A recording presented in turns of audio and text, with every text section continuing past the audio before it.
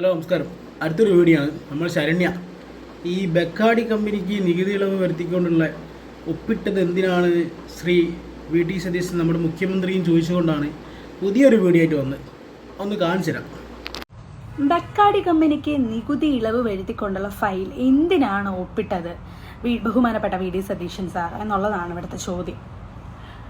എന്തു ചോദിച്ചാലും honeymoon period അല്ലേ ഇപ്പം അങ്ങോട്ട് കാലെടുത്ത് കുത്തിയിട്ടല്ലേ ഉള്ളൂ എന്ന് പറയും. പക്ഷേ കാണേണ്ടവരെ കാണേണ്ടതുപോലെ കാണുന്നുണ്ടല്ലോ അല്ലേ? അതായത് ഒരു പാലം അങ്ങോട്ടും ഇങ്ങോട്ടൊക്കെ ഇട്ടിട്ടാവണം ഈ പറയുന്ന ഭരണം കയറി പിടിച്ചിരിക്കുന്നത്. അപ്പം അതിൻ്റെ നന്ദി ഓടി നടന്ന് കാണിച്ച് തീരുമ്പോഴത്തേക്കും മിക്കവാറും ഭരണം തീരും, നാട്ടുകാർ 3G ആവും. ഇത് തന്നെയാണ് നടക്കാൻ പോകുന്നത് കേട്ടോ. ഈ ബെക്കാഡി കമ്പനിയുടെ ഫയലൊക്കെ ഇപ്പൊ അത്യാവശ്യപ്പെട്ട് ഇദ്ദേഹം കുത്തിപ്പൊക്കി. അതിന് മുമ്പ് ഒരു കാര്യം പറഞ്ഞ നമ്മുടെ കേരളത്തിൽ 2016 മുമ്പേ UDF സർക്കാരിൽ ശ്രീ ഉമ്മൻചാണ്ടി സർക്കാർ ഭരിക്കുന്ന സമയത്ത് 29 ബാറുകളായിരുന്നു നമ്മുടെ കേരളത്തിലുള്ളത്.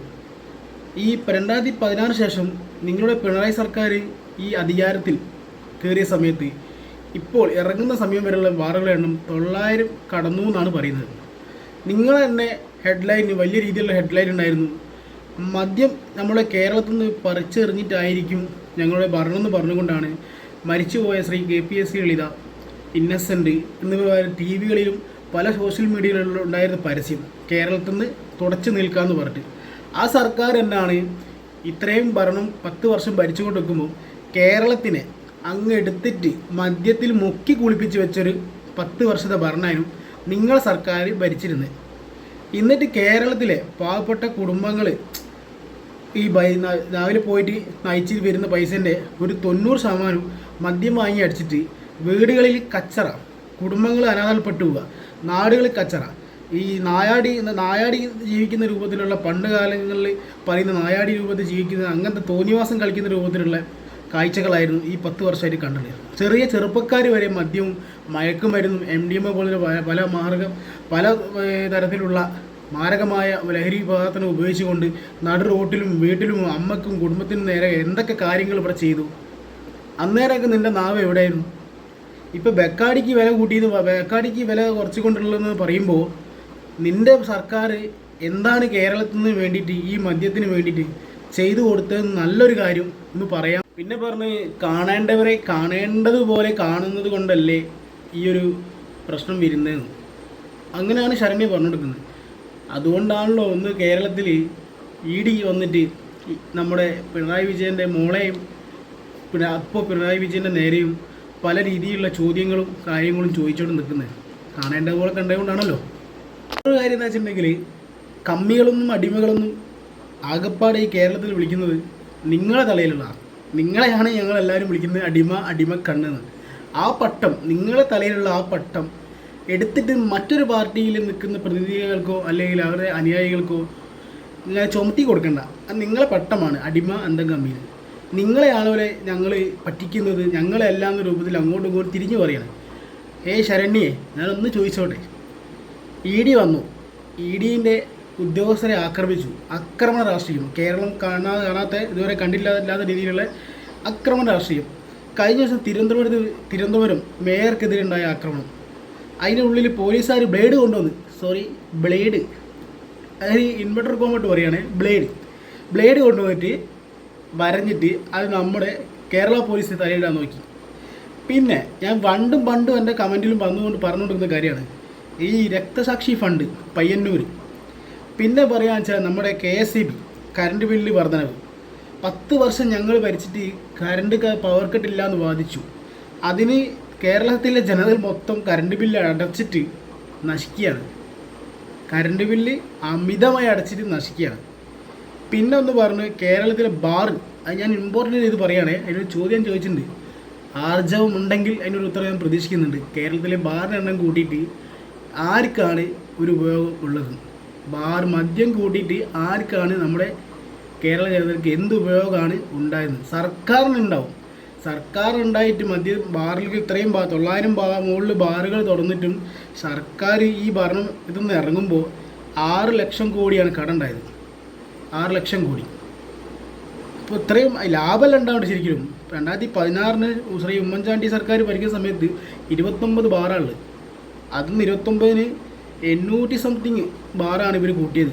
അപ്പോൾ ആ ബാറിൻ്റെ കണക്കുകൾ വെച്ച് നോക്കുമ്പോൾ നല്ലൊരു ലാഭം നമ്മളെ കേരളത്തിൽ കിട്ടേണ്ടതല്ലേ? എവിടെ പോയി?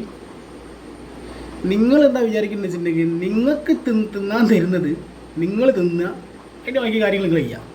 അത് തിന്നിട്ട് സോഷ്യൽ മീഡിയയിൽ വന്നിട്ട് ഇങ്ങനെ തുപ്പുമ്പോൾ, ഞാൻ പണ്ടും പറഞ്ഞിട്ടുണ്ട്, തിന്നിട്ട് തുപ്പുമ്പോൾ നീ വിചാരിക്കണം നീ തുപ്പുന്നത് തിന്നാനല്ല ഇവിടെയുള്ള കേരളത്തിലുള്ള ജനങ്ങൾ നിൽക്കുന്നത്.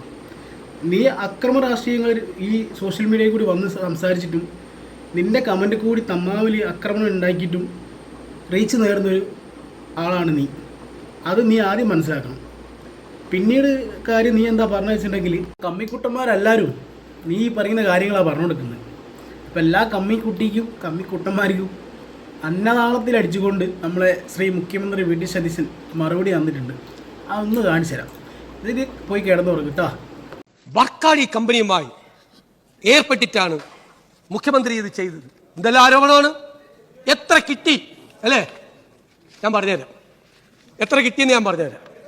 ആദ്യമായിട്ട് ഈ പരിപാടി തുടങ്ങിയെന്നാണെന്നറിയോ? അതായത് രണ്ടാം പിണറായി സർക്കാർ അധികാരത്തിൽ വന്നത് മെയ് 20. 6 മാസത്തിനകം ഇപ്പൊ എനിക്കെതിരായിട്ട് പറഞ്ഞ ഇപ്പോഴത്തെ party secretary M V Govindan എന്ന എക്സൈസ് മന്ത്രിയാണ്. ആദ്യത്തെ നോട്ടാണ്. ഗണ്യ കാണുക.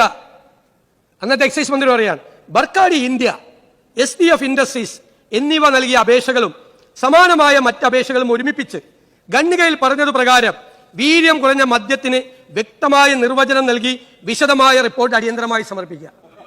ആരാണ് ബർക്കാടി കമ്പനിയായിട്ട് സംസാരിച്ചത്? ആരാ ബർക്കാടി കമ്പനിയായിട്ട് ആദ്യമായി സംസാരിച്ചത്? ഇനി കേട്ടോ. അല്ലല്ല രണ്ടാമത്തെ ബർക്കാടി രണ്ടാമത്തെ ആരോപണം എന്താ? രണ്ടാമത്തെ ആരോപണം എന്ന് പറയുന്നത് ഈ വീര്യം കുറഞ്ഞ മദ്യം കേരളത്തിൽ ഇറങ്ങിയാൽ ഇപ്പോഴും പറഞ്ഞു യുവതലമുറയെ മുഴുവൻ നശിപ്പിച്ചു കളയും. യുവതലമുറ ഇല്ലാതാവും. അത് സ്ത്രീകളും കുട്ടികളും ആവും. 31/3/2022 ആ സർക്കാരിന്റെ മദ്യനയം, അതിലെ ഐറ്റം 25, ഏത് LDF സർക്കാരിന്റെ ഉദയഭാനു കമ്മീഷന്റെ ശുപാർശയിൽ വീര്യം കുറഞ്ഞ മദ്യം പ്രോത്സാഹിപ്പിക്കാൻ ശുപാർശ ചെയ്തിട്ടുണ്ട്. അതുകൊണ്ട് സംസ്ഥാനത്ത് 20% വരെ വീര്യമുള്ള മദ്യം ലഭ്യമാക്കുന്നതിന് നടപടി സ്വീകരിക്കും. തീരുമാനിച്ചാണ് കേട്ടാ. അതായത് വീര്യം കുറഞ്ഞ മദ്യം കേരളത്തിൽ ഇറങ്ങിയാൽ അപകടമാണ് എന്ന് പറഞ്ഞ സർക്കാരിന്റെ മദ്യനയം. ഇനി കേട്ടോ, രണ്ടാമത് വന്ന കേട്ടോ, മുഴുവൻ കേക്ക്, ബഹളമൊന്നും ഉണ്ടാക്കണ്ട, മുഴുവൻ കേക്ക്. മൂന്നാമത് അന്നത്തെ എക്സൈസ് മന്ത്രി ഇവിടെ പറഞ്ഞ ഉത്തരം, അസംബ്ലിയിൽ പറഞ്ഞ ഉത്തരം, ബക്കാടി ഇന്ത്യ ലിമിറ്റഡ് എന്ന സ്ഥാപനം അവരുടെ ഉൽപ്പന്നങ്ങളായ ബക്കാടി, ബ്രീസർ, ബക്കാടി പ്ലസ് എന്നീ ലഹരി പാനീയങ്ങൾ കേരളത്തിൽ വിൽപ്പന നടത്തുന്നതിന് അനുമതിക്ക് അപേക്ഷ സമർപ്പിച്ചിരുന്നു. ബക്കാടി ബ്രീസറിൽ 4.8 പ്ലസിൽ 8% ആൽക്കഹോളാണ് അടങ്ങിയിരിക്കുന്നത്. 2022-23 വർഷത്തിലെ മദ്യനയത്തിൽ പ്രഖ്യാപിച്ചിട്ടുള്ള പ്രകാരം ദേശമദ്യ ചട്ടത്തിൽ ഭേദഗതി വരുത്തിയിട്ടുണ്ട്. ഫോറിൻ ലിക്കർ റൂൾസിൽ അമെന്റ്മെന്റ് നടത്തി. ഫോറിൻ ലിക്കർ റൂൾസിൽ ചട്ടത്തിൽ അമെന്റ്മെന്റ് നടത്തി.